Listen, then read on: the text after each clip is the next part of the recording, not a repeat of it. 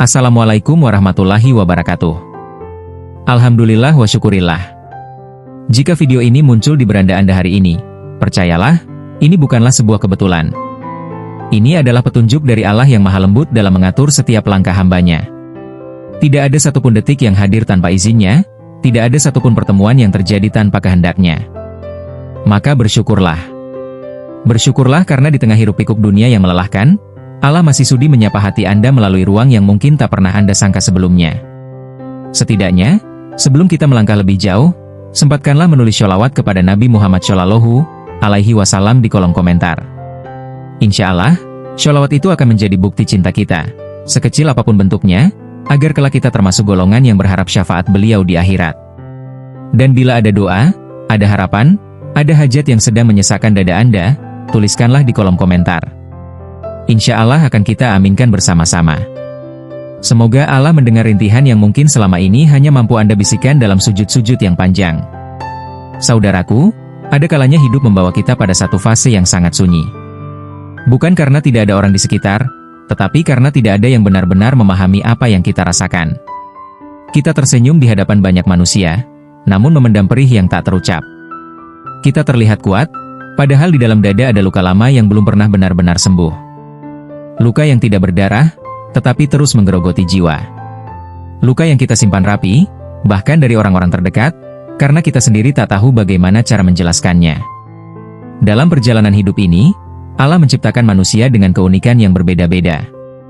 Ada jiwa-jiwa tertentu yang kehadirannya membawa ketenangan, tetapi anehnya juga menghadirkan kegelisahan pada sebagian orang. Mereka tidak berkata apa-apa, tidak berbuat apa-apa, namun entah mengapa, kehadirannya saja sudah cukup untuk membangkitkan sesuatu yang lama terkubur. Sesuatu yang mungkin telah berusaha dilupakan. Sesuatu yang menyakitkan. Sesuatu yang membuat orang lain merasa tidak nyaman dengan dirinya sendiri. Bisa jadi, Anda adalah salah satu dari jiwa itu. Jiwa yang dipilih Allah untuk berjalan dengan beban yang tidak ringan. Jiwa yang diuji bukan dengan hiruk-pikuk dosa yang tampak, tetapi dengan kesendirian, dengan kesalahpahaman, dengan penilaian yang seringkali tidak adil. Anda datang dengan niat baik, tetapi yang Anda terima justru tatapan sinis. Anda hadir dengan ketulusan, tetapi yang muncul justru jarak dan penolakan. Dan Anda pun bertanya-tanya dalam hati, apa salahku? Mengapa aku selalu merasa tidak diterima, padahal aku tidak menyakiti siapapun? Ketahuilah, tidak semua penolakan adalah tanda keburukan. Tidak semua kebencian lahir karena kesalahan kita. Ada kalanya, kehadiran kita justru menjadi cermin yang terlalu jujur bagi luka orang lain. Kita mengingatkan mereka pada kegagalan yang belum mereka maafkan. Kita membangkitkan trauma yang belum mereka ikhlaskan. Kita membuka pintu kenangan yang selama ini mereka tutup rapat-rapat dengan berbagai pembenaran. Manusia seringkali lebih memilih menyalahkan luar dirinya, daripada berani berdamai dengan apa yang ada di dalam. Maka ketika ada seseorang yang hadir dengan ketenangan, dengan kejujuran, dengan keutuhan jiwa, luka-luka lama itu pun bergetar. Bukan karena kita sengaja, tetapi karena Allah menakdirkan demikian. Sebab ada pelajaran yang harus disadari, ada proses yang harus dilalui, ada kesembuhan yang hanya bisa dimulai ketika luka itu berani dihadapi. Saudaraku, mungkin Anda sering merasa lelah menjadi diri sendiri. Lelah karena harus terus menyesuaikan diri agar tidak melukai perasaan orang lain. Lelah karena harus menahan kata-kata, menekan emosi, dan berpura-pura baik-baik saja. Padahal, di balik semua itu, Anda juga manusia yang punya batas. Anda juga punya rasa. Anda juga punya air mata yang sering jatuh diam-diam di sepertiga malam terakhir, ketika dunia terlelap dan hanya Allah yang setia mendengar. Allah tidak pernah salah memilih hambanya. Jika Anda diberi peran yang berat, itu karena Allah tahu Anda mampu menjalaninya, meski terkadang Anda sendiri merasa rapuh. Allah tahu betapa seringnya Anda bangkit dalam keadaan hampir menyerah. Allah tahu betapa seringnya Anda memilih diam agar tidak menambah luka, meski hati Anda sendiri sedang terluka. Ingatlah, tidak semua orang yang tersenyum di hadapan kita benar-benar bahagia. Tidak semua orang yang tampak baik-baik saja telah berdamai dengan masa lalunya. Dan tidak semua luka terlihat oleh mata. Ada luka yang hanya terasa oleh jiwa. Maka ketika kehadiran Anda membuat sebagian orang merasa terganggu, jangan terburu-buru menyalahkan diri sendiri. Bisa jadi, Anda hanya hadir sebagai pengingat bahwa ada urusan batin yang belum mereka selesaikan dengan Allah dan dengan diri mereka sendiri. Namun, di sisi lain, Ini juga menjadi pengingat bagi kita untuk tetap rendah hati. Jangan sampai kita merasa lebih suci, lebih benar, atau lebih tinggi dari orang lain. Sebab setiap manusia sedang berjuang dengan ujiannya masing-masing. Setiap hati sedang membawa bebannya sendiri-sendiri. Apa yang tampak sederhana bagi kita, bisa jadi sangat berat bagi orang lain. Maka bersikaplah lembut, bersabarlah, dan serahkan penilaian sepenuhnya kepada Allah. Saudaraku yang dimuliakan Allah, jika saat ini Anda sedang berada di titik lelah, jika Anda merasa tidak dipahami, jika Anda merasa sendirian meski dikelilingi banyak orang, ketahuilah bahwa Allah tidak pernah meninggalkan Anda. Bahkan ketika manusia menjauh, Allah semakin dekat. Bahkan ketika dunia terasa sempit, rahmat Allah justru terbuka luas. Jangan berhenti berharap. Jangan berhenti berdoa. Jangan berhenti menjadi baik hanya karena respon manusia tidak selalu sesuai dengan harapan. Sebelum kita melangkah lebih dalam dan membahas 6 hal penting yang berkaitan dengan tema ini, mari kita sejenak menata niat. Semoga apa yang akan kita bahas nanti bukan untuk menghakimi siapapun, bukan untuk meninggikan diri, tetapi sebagai bahan muhasabah agar kita semakin mengenal diri, semakin memahami hikmah di balik setiap takdir, dan semakin dekat kepada Allah. Dan untuk Anda yang setia menyimak sampai titik ini, saya doakan semoga Allah melapangkan dada Anda, menguatkan hati Anda, dan menyembuhkan luka-luka yang selama ini Anda simpan sendiri. Semoga Allah mengganti setiap air mata dengan pahala, setiap kesabaran dengan kemuliaan, dan setiap doa yang terpendam dengan jawaban terbaik menurutnya. Semoga Anda dikelilingi oleh orang-orang yang tulus, yang tidak hanya hadir saat Anda kuat, tetapi juga setia saat Anda rapuh.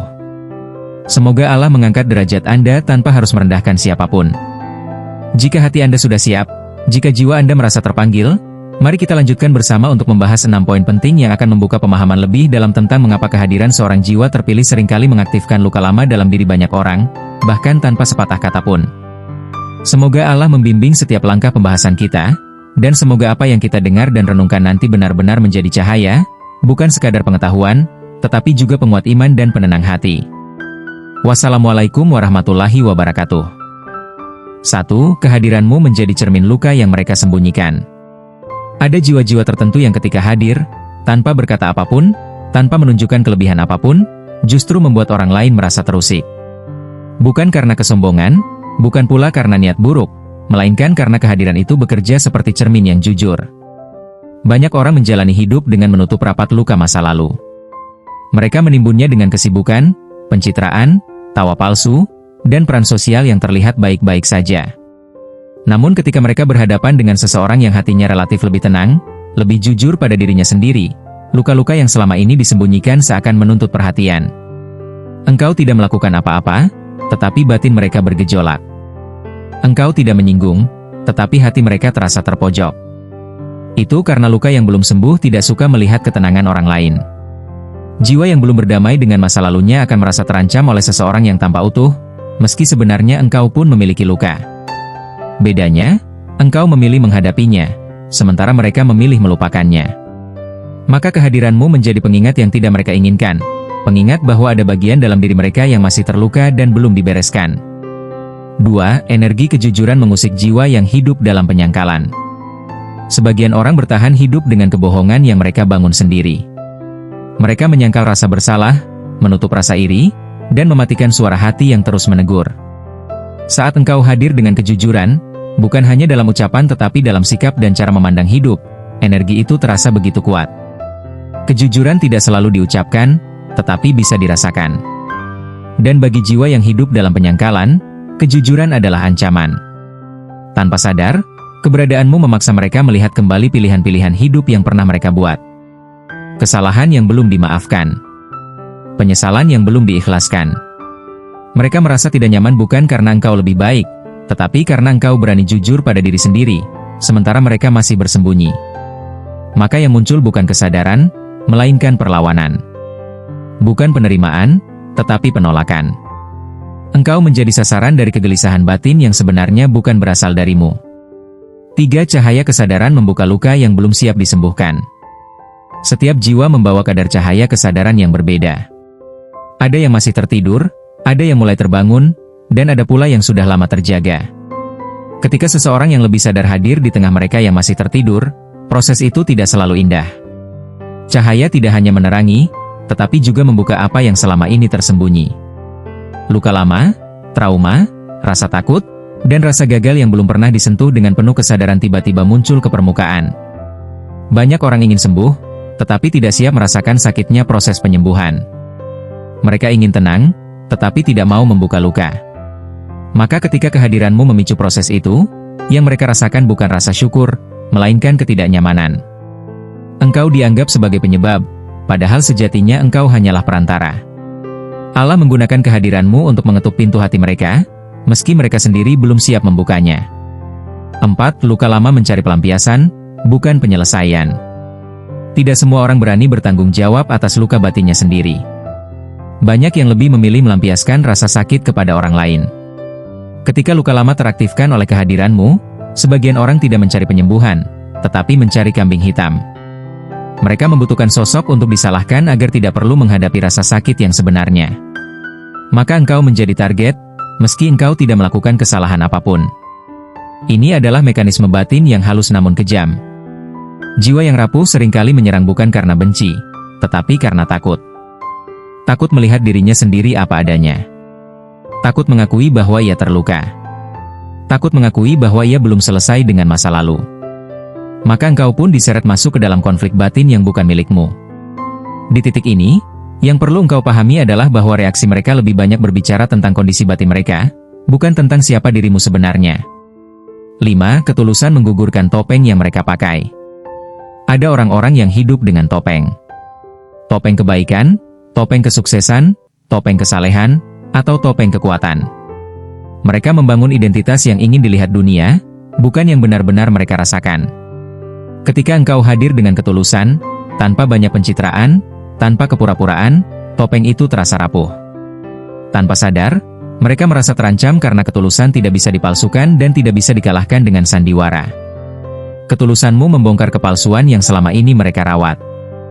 Bukan dengan kata-kata, tetapi dengan keberadaan. Dan itu menyakitkan bagi jiwa yang terlalu lama hidup dalam kepura-puraan.